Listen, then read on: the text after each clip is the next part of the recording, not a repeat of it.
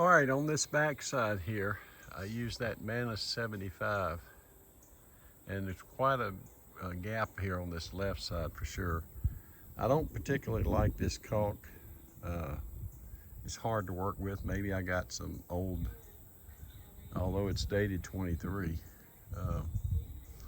But you have to use a trowel or something and push that caulk in. It's hard to get out of the gun. It was for me, and hard to work with. But it's in now. I went back and forth tucking it in because you need to fill that gap. I'm gonna let it set down dry. You don't have much of a lip over on the other side, so you've got to do most of your work here, and that's where the two pieces of fiberglass or this panels come together here. So I will replace those lower rusted screws. Here's this other side. You see I had to tuck it in all the way up to kind of give some seal between those two panels. Then I'll come back and Eternabond tape this. I will seal the bottom here, these screws. Put some Eternabond across there too, I'm sure. And then I'll be ready to tape this at the top and close it off, and then maybe I can start putting my panels back up. But I've also got to rewire my lights. These old wires are shot, so I'm going to rewire them while I'm back here. And then I'll finish this back cap, hopefully. While that's drying good, that caulk, now I'm going to work on this wiring. You can see it's just butt connectors on all this wiring, and it's breaking loose. So I'm going to start redoing my wiring and get that taken care of. So I'll be ready to Eternabond this and start closing this back up on this rear end back here. All right, I thought I'd show you what I'm using is these solder and seal wire connectors. They have solder in the center, and when you heat that up, that solder runs and seals the cable as well as shrink wraps it. And now that I have these quick connects, it'll be easy for anyone to service or remove these panels. Just disconnect and remove the panel completely. And I've done that now on all of my top connectors. Now, just to be sure, I will come back and probably use some electrical tape or something and go ahead and wrap them too, just as an extra precaution. These are meant to be the permanent type connection, but the tape will give a temporary additional shield. You know, so all of them are done now. They're easily disconnected and removed. So when I go for installation, it'll be a lot easier just to disconnect and plug them in. All right, so now what I'm waiting to do is I'm waiting and letting that dry. And I'm gonna put my Eternabond tape, but I'll probably go back up now on day 6 here and do some more work on the upside of the roof too. Okay, and there's a commercial grade electrical tape that seals that off now. And that completes that one. Now it can disconnect. All right, day 6 up top.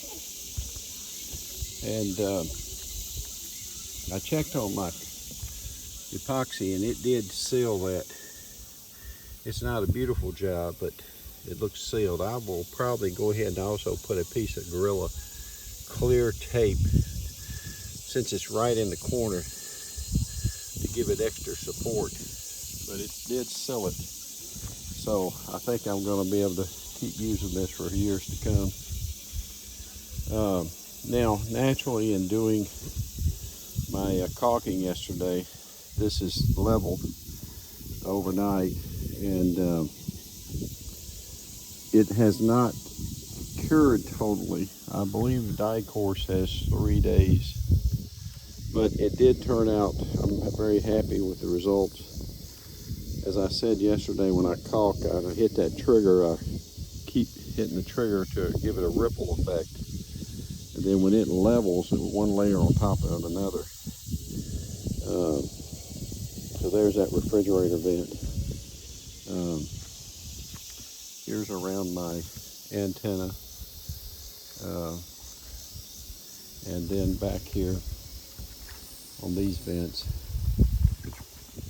it's settled. Now today I'm only going to touch up anything I might have missed. These skylights require a bigger edge of caulk because there is a black rubber seal that has your screws in it that holds that down. So you have to come out a little wider on these to get the full coverage. And I do go ahead and caulk or skylight out because you do get cracks on the floor of those, and so that helps seal that too.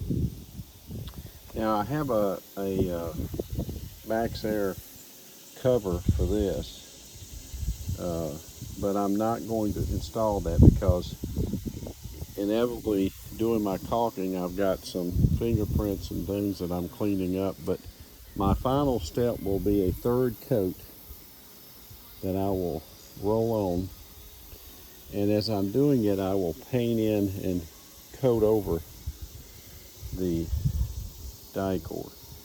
So I'm going to give it a few days and let it set up and cure, and the last thing I will be doing on the roof is that final coat as I sort of walk off, and in the process I'll coat over the top of the die core. So there's the ladder coated. So today primarily I will be doing some more plastic coat work. I'm going to plastic coat the top of the refrigerator. I'll probably layer on a couple of extra coats on here, my air conditioner vent. I've been working on the back end. As you saw earlier, I've rewired it now. I have caulked the edges of it, so I'm getting very close here. I will not finish here on day 6. I will be close. What I will be doing is now going down the sides and removing the old caulk on the sides, because I'll be coming back with fresh new caulk and resealing that along that edge. And as I showed you in an earlier video, a lot of that was still intact, but there are pieces where it's crumbled, and there's a big section up here where there's no caulk. It's absolutely disintegrated. So my goal today is to go ahead and dig that out, because the Winnebago roof rolls over, and you can see that whole section there is missing caulk. You know, so it'll be an easy process to go ahead and start digging that out then and get ready to reseal that. Now when I reseal the sides, I'm going to use a polyurethane white seal. And those of you that are Winnebago folks, you know that they use all silicone, and there's pros and cons to that. In order for me to put die core on this roof, I had to remove all of that silicone, because this would not stick to that silicone.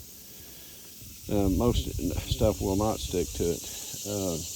And it's very hard sometimes to clean it up. I don't know of a solvent really made to specifically clean that up.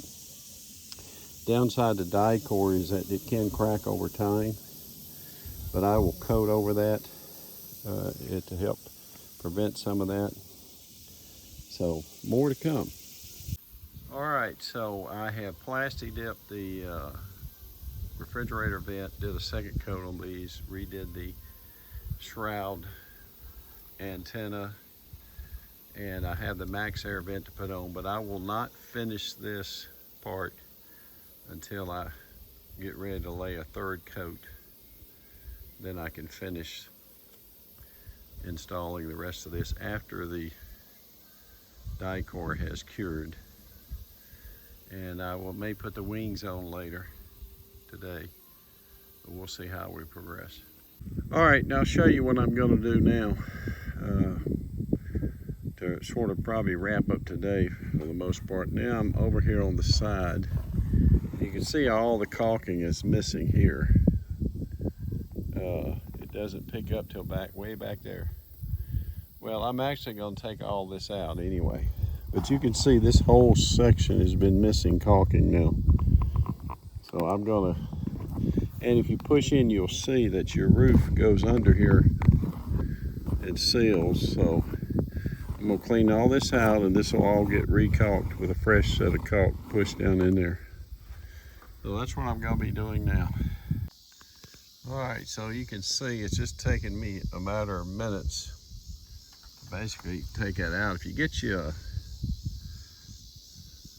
one of these, you can use that point to cut on the side and then just ride that ridge on the inside and then dig it right out. It comes out real quick. So now I'm going all the way down, taking that out. Now, when you go to recalk this, you're gonna make a very small tip because you want to sink that tip deep in here and get that caulk way down in there and let it rise up. So I've got just a little bit more of a section. I'll have this side done. Now with all that removed, I thought I'd show you. You can see it's quite an opening there to let water run down in. So your goal is to get deep in there with your caulk gun and seal all the way from the bottom up. So you might want to use something just a little to pry it a little bit as you go down and caulk it.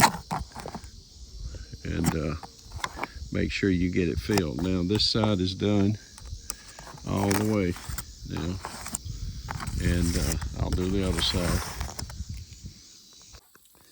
All right, now with those pigtails applied, I was able to remove the whole rear cap pieces. And you can see someone previously, I believe, tried to pull this center one out before taking the ends off, and they cracked it. So I'm going to epoxy and repair that. But you can see now I have all of my top panels off. And that way you can bring them down now and clean them up, get all the sticky out inside. And then they're easy to plug and play. So I'll clean these up now. I've scraped pretty much the caulking off. I'll fix this brake job, and I've got another tab that's broke I'm gonna try to fix. I've cleaned my wings up now, and I did go ahead and coat them upstairs. So I'll get these cleaned up and get them ready for reinstallation, hopefully with mine as the crack and get a new seal. All right, so I'm trying to now epoxy and repair that crack. I've wiped it down a little bit there, and you can see I've clamped it, and I put some epoxy on, so I'm gonna let that set up, and hopefully that'll close that crack. All right, and I reinstalled the wings today, got them tightened down, and I'm gonna end day 6 here. Again, I've got that down there clamped, fixing the crack, otherwise, the last thing I will do now is I'll put a final coat on. Once the die core is set up, I'll put that cap, that max air cap over that vent, and I will be done with the roof. So 6 days, I'd say takes 7 days to do a good job. Remember, I cleaned those edges out, so I've got to caulk them. So I'll come back, put a final coat on here, put that on, caulk those sides, and call it a job done. Thanks for watching, everybody.